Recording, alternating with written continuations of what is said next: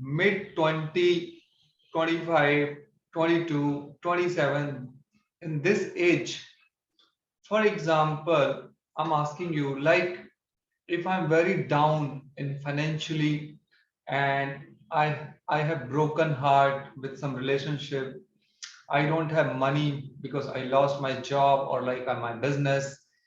And the third point, the health is also not aligned, very bad shape.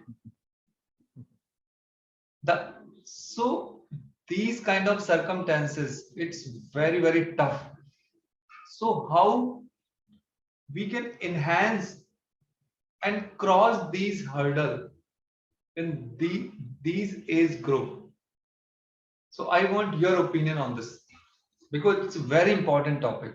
Yeah. And it sounds like you're describing me perfectly at 27. And this is completely by accident. First of all, what I'd say is it's not a problem restricted just to 20-year-olds. So in my work with my clients, actually, every client that I've had is older than me, about 10 to 20 years. I'm 33 now. So this isn't a problem restricted to those in their 20s.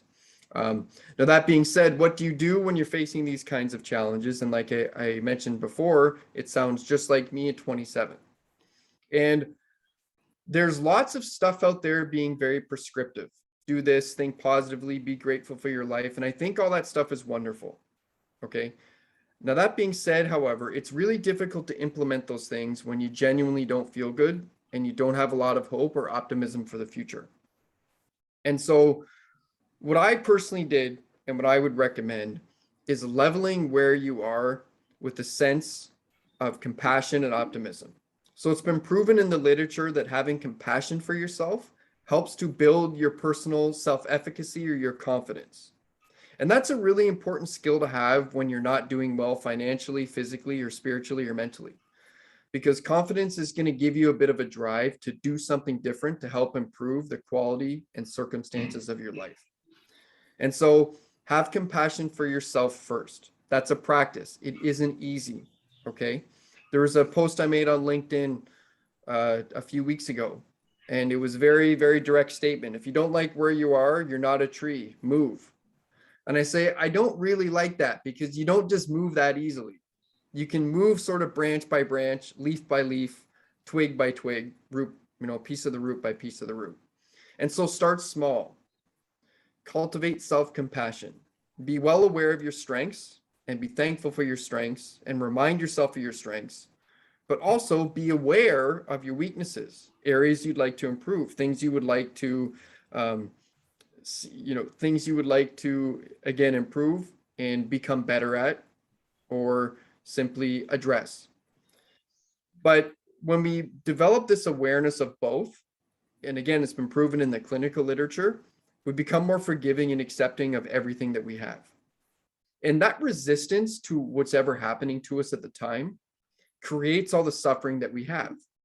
And so when I was 27, broke, literally, okay, physically sick, literally, I just got out of a relationship, literally, okay. So I had this perfect storm of stuff. So what did I have to do? I had to stop looking outside myself for the answer. I really needed to go inside. And that's when I started to realize that the whole experience of our life really is from the inside out. And one of the things I did was practice self-compassion, being very aware and thankful for my strengths and being very aware and also thankful for the things that I wanted to improve, because that gave me a sense of hope. It says, hey, Brad, these 5 things I really love about you, but these 5 things I really don't. But having compassion for myself gave me the hope and the optimistic mindset I needed to improve those 5 things. And I said to myself, if I can improve these 5 things, I don't know if it was 5 at the time, I'm just using 5. But if I can get better at each one of these, then I can improve my circumstances. And that imbued me with hope and optimism. And when I was in that state, that's exactly what I needed. I needed to be okay where I was, but I also needed to couple that with a sense of hope for the future. And that was one of the key ways that I did that. So what is the great learning for you in this stage? And what is the outcome in this stage? Well, I would have to say, I mean, again, I went on a bit of a pretty deep journey because I had to heal my mind and body because I was very physically ill. Okay. I had to get my professional life together in terms of not being broke, and I had to recover from the breakup. So I was heartbroken. It turns out that that breakup was one of the best things that ever happened to me. The physical illness was one of the best things that ever happened to me. And being broke was one of the best things that ever happened to me because I'm able to look back in hindsight and realize those were the factors that allowed me to grow. So when I told you earlier that when I looked at those things that I needed to improve and I trusted that I could, that took me on a journey of deep self-growth and development. And so it led me to where I am today, which is I have a true, profound, immutable belief that the entire experience of our life really is from the inside out. It's a somatic experience from the deepest level in our bodies. And if we can learn to treat ourselves with self-compassion, study mindfulness, study the body, study our mind-body relationship, then we can create an experience of our life that's far better. And when the experience of our life is far better, whether materially we're good or not, then we're able to function better. We're able to optimize our resources. We're able to be more productive and perform greater. And we're able to give more because we don't feel like we're losing. Okay. And when we don't feel like we're losing all the time, we're able to give more to whoever it is we're in relationship with, whatever it is that we're doing, or whatever sort of project that we decide to involve ourselves with. So if I could sum it all up, that's probably it. As simple as that sounds, really, the entire seed of our experience is from the inside out. If we get our mind, body right, then we get our life right. And everything else really does fall into place. And how do you handle crucial and tough situation in your life? So there's a couple things that I do when things get tough. Number one is I always go back to my body. And when I go back to my body, I realize where the tough situation is really coming from. It's a feeling inside me that I don't like. And so I analyze the somatic experience that I'm going through. I've had a lot of practice with mindfulness and different meditative practices and somatic breathing and trauma and things like this. And this is exactly how I healed my body when I was sick. And so one, it really reminds me what's actually going on. There's a part of my body that doesn't like the situation that I'm in. But that's also very empowering because the experience that I don't like is from the inside out. Okay, so there's tools, techniques, and strategies that I can use to change the feeling. When I change the feeling, the situation starts to look differently. And when the situation starts to look differently, then I see options for improvement. I see ways through. I see possibility. And I expand, I don't contract.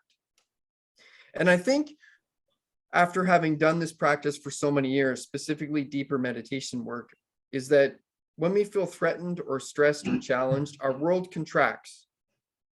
We literally contract. Our body contracts. We feel tense.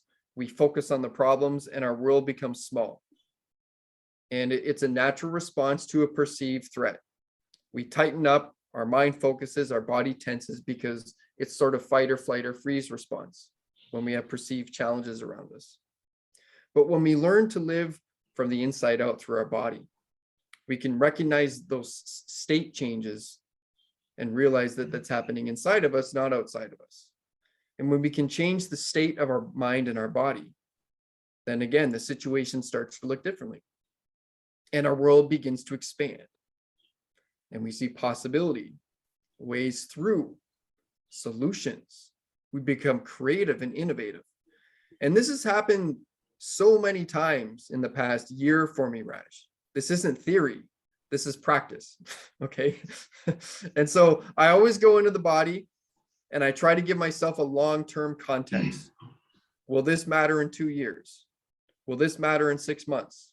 What lesson could I learn from this in 2 years, for example? So those two things really help me in very difficult situations. And when you feel very happy, so how you celebrate this happiness being a single? Because I have seen no one ask you. Always people asking you sad time, sad time. No one asking your happiest time and how you are spending your happiness. Okay, I have to be honest with you. The happiest I've ever been was Yes.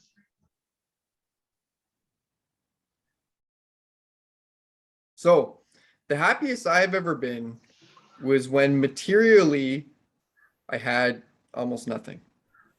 And I really mean that, okay? I didn't have a dollar to my name. I was in debt, several $1,000s. I was living with my parents. I just got out of a long-term relationship and I was still physically very ill. So I want you to put that into context. So the conditions or the situations of my life didn't necessarily change, but the feeling I had about them and the perception I had about them did. And this came to light after a first 10-day meditation retreat that I did, several years ago. And it was about day 7 or 8 of that meditation retreat. And I remember sitting and all the suffering I had, all the aversion that I had, all the anxiety I had disappeared. It really disappeared. And I was able to sit in this moment of complete joy, harmony, and bliss. And I remember thinking to myself, I could sit here the rest of my life. I could sit here the rest of my life. It was really one of those moments where I was truly present in a state which I now call open-hearted awareness, which is just when the mind gets out of the way and we're able to be who we really are without our insecurities, without our anxieties, without our fears. And since then, I've learned that experience actually is the rest of our life. Okay. Our most natural state of being when we get past any trauma or anxiety or limiting beliefs or fear is to live in this state of open-hearted awareness. We're in touch with ourselves. We're in touch with our intuitive selves. We're able to be fully present for our lives. And there's a what's the best way to describe this? There is a fully embodied joy that comes from that state. And it's not a visualization and it's not a mantra. It's just a state of being that emerges. I'm not going to say emerges. It's always there. It's just we prevent ourselves from feeling it because we're always focused on getting more or concentrating on problems or not really allowing ourselves to be who we really are. And so I remember having that experience and thinking, man, life is good. Life is good. And so you can imagine after having that experience, when I was still physically sick, still very poor, and still very heartbroken, when I went back to real life, it changed my perception of everything. Because I said these problems that I had before, they just existed up here. And the more I was willing to let go, the more my heart and my mind opened up to new opportunities. And the more my heart and my mind opened up new opportunities, the more avenues I had to take to make my life better. But I was okay with my life as it was. That doesn't mean I wasn't going to try to make things better.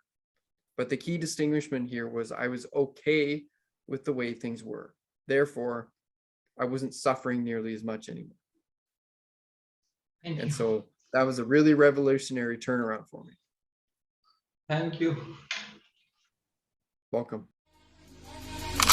Maybach.